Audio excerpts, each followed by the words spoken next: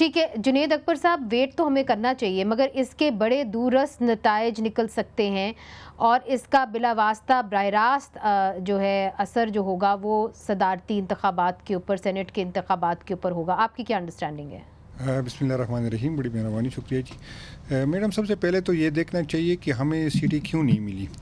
یہ پہلی دفعہ نہیں ہوا تھا.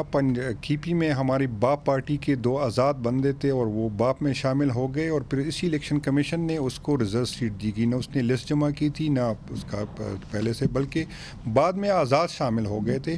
اور یہ کوئی ٹیکنیکل چیز تھی نہیں تھی، ہمیں تو نشان ملنا ہی نہیں تھا پہلے سے. میں نے اسمبلی کی اسپیچ میں یہ بھی کہا تھا کہ 9 مئی کا واقعہ ہوتا ہے، 10-11 مئی کو جو ہمارے لوگ پکڑے جاتے ہیں تو اس سے یہی کہا جاتا ہے کہ آپ کو پاس نشان نہیں ہوگا. تو پہلے سے ہمیں معلوم تھا کہ نشان تو ہمیں نہیں ملنا. وہ چاہے الیکشن کا بہانہ، یہی الزام ANP پہ تھا کہ اس نے الیکشن نہیں کیا، لیکن اس الیکشن کمیشن نے اس کو 20,000 روپے جرمانہ کیا اور ہم سے ہمارا نشان جو ہے. مگر آپ کی انڈرسٹینڈنگ کیا ہے سر؟ یہ تو بات ہو گئی، مگر کیا آپ کو لگتا ہے کہ اگر کوئی بھی فیصلہ آیا تو اس کا اثر صدارتی انتخابات کے اوپر، سینٹ کے انتخابات کے اوپر ہو سکتا ہے؟ بالکل جی، فرق پڑنا چاہیے، کیونکہ یہی ہماری ڈیمانڈ تھی کہ صدارتی ہم گئے تھے الیکشن کمیشن سے، ہم نے ریکویسٹ کی تھی کہ صدارتی الیکشن اس کو ابھی اس وقت تک پوسٹ پون رکھے جب تک ان سیٹوں کا فیصلہ نہ ہو.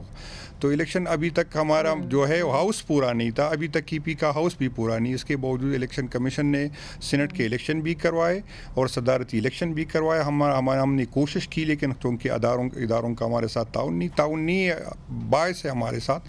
تو نہ تو وہی ہماری بات سنی گئی کہ صدر کی الیکشن کو روکا گیا، نہ جو ہے سینٹ کا الیکشن کو روکا گیا. ٹھیک، تو آپ کی انڈرسٹینڈنگ یہ ہے کہ اس کا اثر جو ہے وہ صدارتی انتخابات کے اوپر